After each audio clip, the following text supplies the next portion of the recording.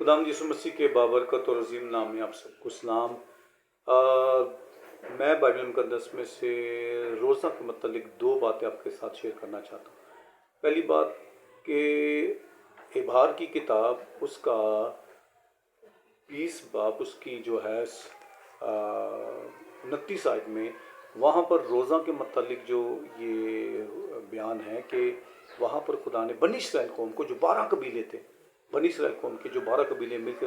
ملک مصر سے نکل کر آئے تھے، 12 قبیلوں میں خدا نے ان کو جو تھا وہ ایک سالانہ روزہ دیا تھا،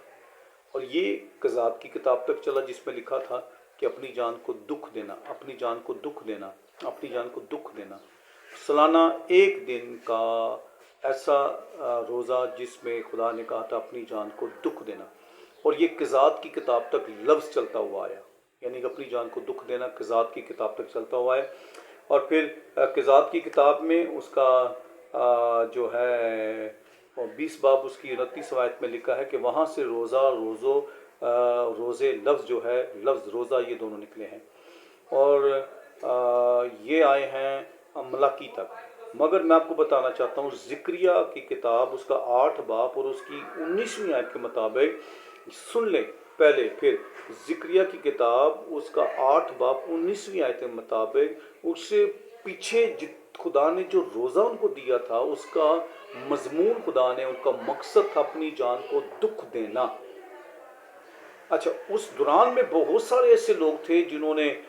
3 دن، 40 دن اور 7 دن اور 21 دن اور 1 دن اور ریگولر 3 دن کے روزہ کو جو ہے وہ رکھا، مگر میں آپ کو بتانا چاہتا ہوں وہ ایک الگ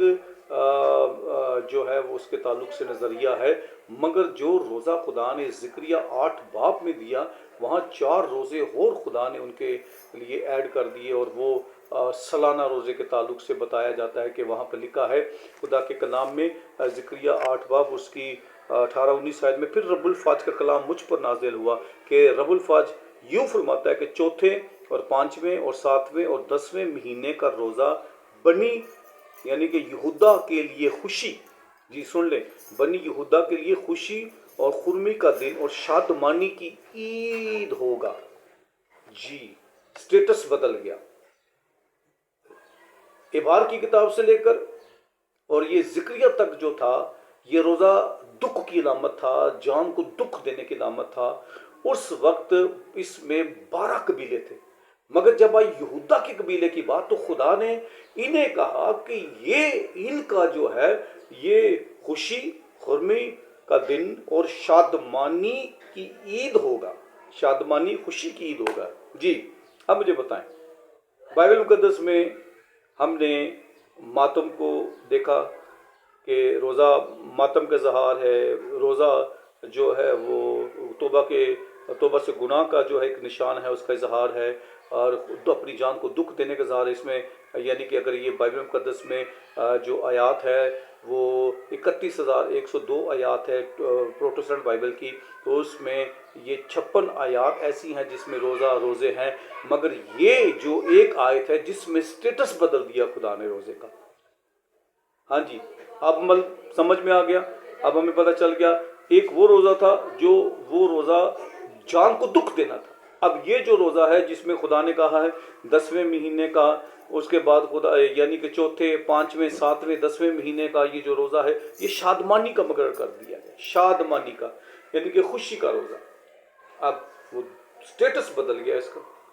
اب یہ جب یسوع مسیح تک چلتا ہوا آیا، اور وہ جس کو ڈارک دور کہا گیا ہے، ملاکی سے لے کر مسیح کی پیدائش تک کے دور میں جو دورانیہ تھا، اس میں اس کا مزید سٹیٹس اس کا چینج کر دیا، اور خداوند یسوع مسیح نے پھر اس کو جو ہے اس کی تردید بھی کی ہے۔ کیسے کی ہے کہ جب بھی تو روزہ رکھے تو یہ نہیں، یعنی کہ تو نے اس کا سٹیٹس بدل دیا ہے۔ تو اب روزہ پہلا جان کو دکھ دینے کا، پھر یہاں پر اس کو مزید بائبل مقدس میں اس دوران میں لوگوں نے مختلف جو ہے مقاصد کے لیے اس کو رکھا، مگر اب یہاں زکریہ کے اندر خدا نے مقصد بدل دیا، سٹیٹس بدل دیا اس کا، اور کہا یعنی کہ چوتھے ماہ میں، 5ویں ماہ میں، 7ویں ماہ میں، 10ویں ماہ میں، یہ اب بنی یہودا کے لیے، یہ یہودا کا قبیلہ تھا، اس کے لیے جو تھا یہ انہوں نے مقرر کر کے خدا نے شادمانی، خوشی اور کی تسلی کے لیے جو ہے یہ دن مقرر کر دیا تھا۔ تو مزید اس کے بارے میں ہم آپ کے ساتھ اور بات چیت کریں گے۔ خداوند آپ کے ساتھ۔